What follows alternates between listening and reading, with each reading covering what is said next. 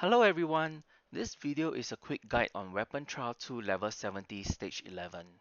This video will cover a quick understanding of the boss mechanics and how to deal with them, and the possible recommended units you may wish to use and explore. For the mechanics, on a cycle or rotation of the boss mechanics, the first attack will be its basic attack, Thunderbolt Extra 2, and this will happen only once at the start of the fight. After that, it goes on a fixed 3 cycle attack that starts off with Furious Wallop Extra 2, followed by Shackles of Fate Extra 2, and lastly Smashing Comets Extra 3. This will repeat until the end of the fight. About the traits and reaction, this fight penalizes ranged damage units, however AoE attacks are safe to be used. Whenever the boss receives a ranged attack, it will gain Wrath of Thunder. This happens also after it defeats a unit. Wrath of Thunder is a single target attack that dispels all buffs on the target before attacking with 180% damage. As such, you will want to bring in melee damage dealers in this fight. For the reaction, when receiving ranged attack, the damage will decrease by 40% and the boss will inflict Voltage Shock debuff on the attacker. Voltage Shock debuff deals piercing damage at the end of the round in a cross-shaped area of 8 tiles equal to 60% of the target's health.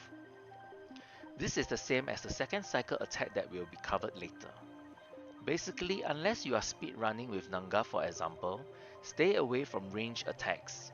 This also includes Flying Blade Armguard instant attack too. Lastly, before the boss does an active attack, if the target has less than or equal to 4 buffs, it will additionally inflict no reaction skills and no passive skills for 2 turns. You can use Angel, who is very useful in providing buffs through her heals, or her AoE heals to dispel these debuffs. You can also equip the Evergreen Pendant Epic Trinket that gives one random level 2 buff for 2 turns when you are healed. I have this underrated trinket equipped on my Ravia. Now for the first and only attack that happens at the start of the fight, Thunderbolt Extra 2. It targets the 2 furthest unit, deals physical damage and inflicts no healing received debuff for 3 turns. Depending on the speed of your units, you can play around and position the units to be targeted before the boss' first turn. There is an interesting mechanic.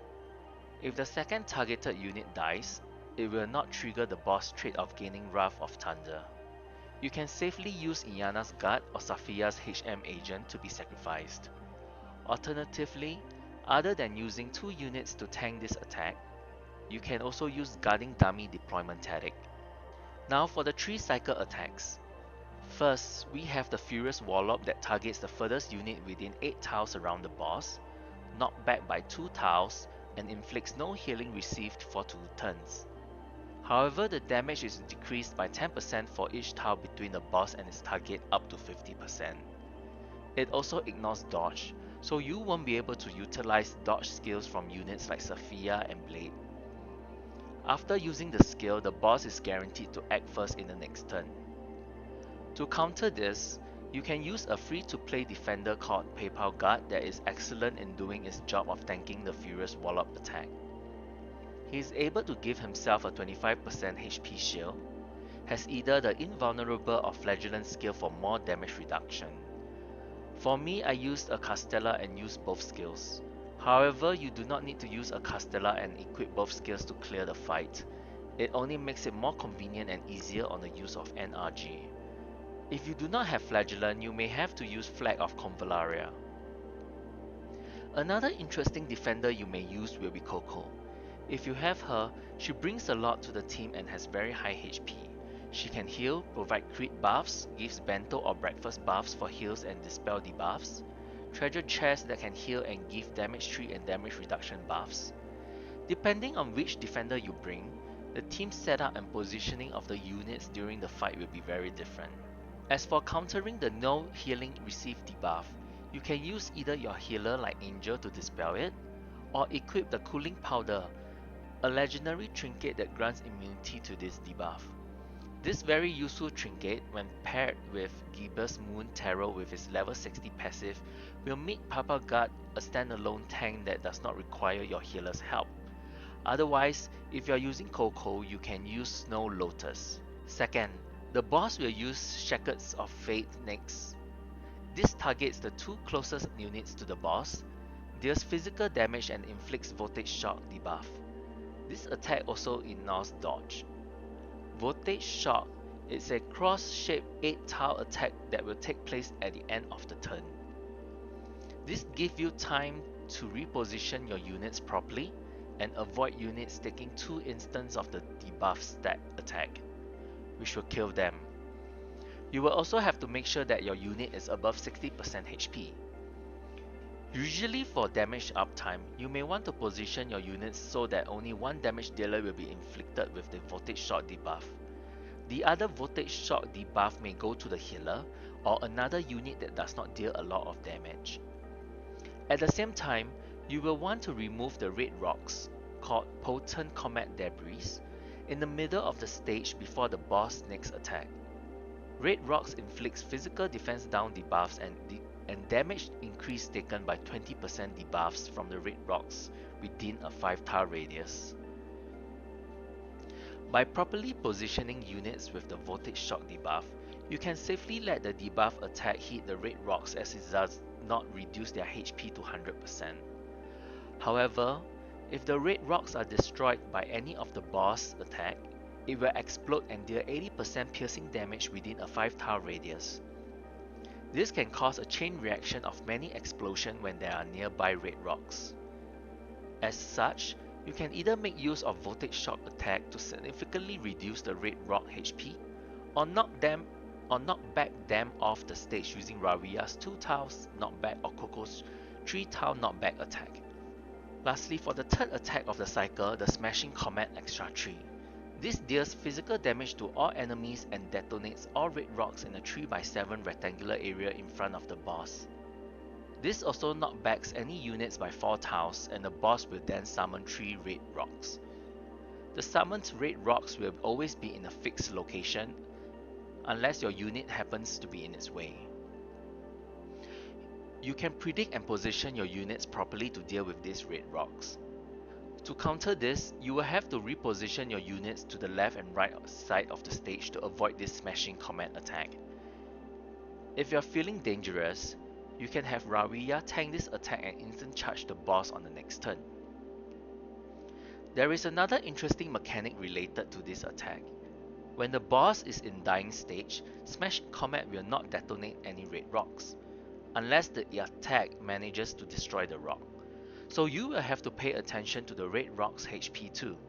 If you are near the end of the fight and the boss is in dying stage, you can safely ignore the middle red rocks. However, this may probably result in your tank being killed due to the many physical defense down debuffs and damage increase taken by 20% debuff from the red rocks within a 5-tile radius. This is it for the 3-cycle attack that will repeat itself until the end of the fight. Basically, throughout the fight, you will have to keep the middle stage clear of red rocks, destroy red rocks as they are summoned, survive Furious Wallop, have fun positioning your units for Voltage Shock and Smashing Comet, while trying your best to deal damage to the boss. Next, on the possible recommended units you may wish to use and explore. First, on the healer. Iana's, Coco and Angel are good candidates as a healer for Weapon Trial 2, especially Coco and Angel. Angel is able to give buffs from her heals, in addition to being able to cleanse debuffs. Her AoE here is flexible as it is 2 tiles around the target as compared to Iana's that is around herself.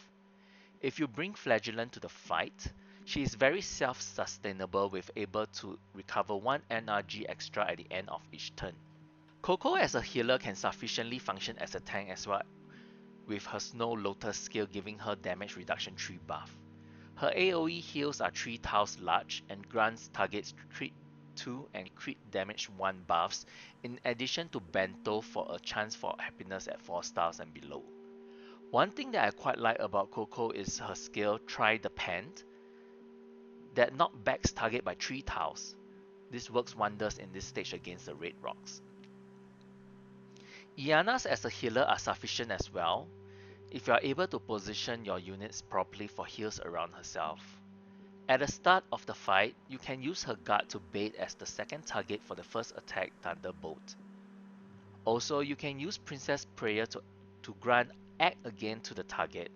This is useful for providing more damage to the boss. Next, for the tanks. As mentioned earlier, PayPal Guard is a wonderful selection. With Cooling Powder and Giber's Moon Tarot, he is a self-sufficient tank with self-heals. For the other unit that is required to be the second target of the first attack Thunderbolt, you can look to use Coco, Gloria, or even Angel. With the right equipment like unique coat that reduces physical damage taken, Angel can survive the Thunderbolt attack. For melee damage dealers, you can split them into few categories, like main damage dealers and debuffers and buffers. For main damage dealers, you have Rawiya, a free-to-play unit, August, Gloria, and even Garcia or Cole. They deal big damage to the boss, especially when you use Warhorn tactic. For debuffers, Outlaw Guard, another free-to-play unit, is very useful in inflicting physical defense 2 down and attack 2 down debuffs on the boss.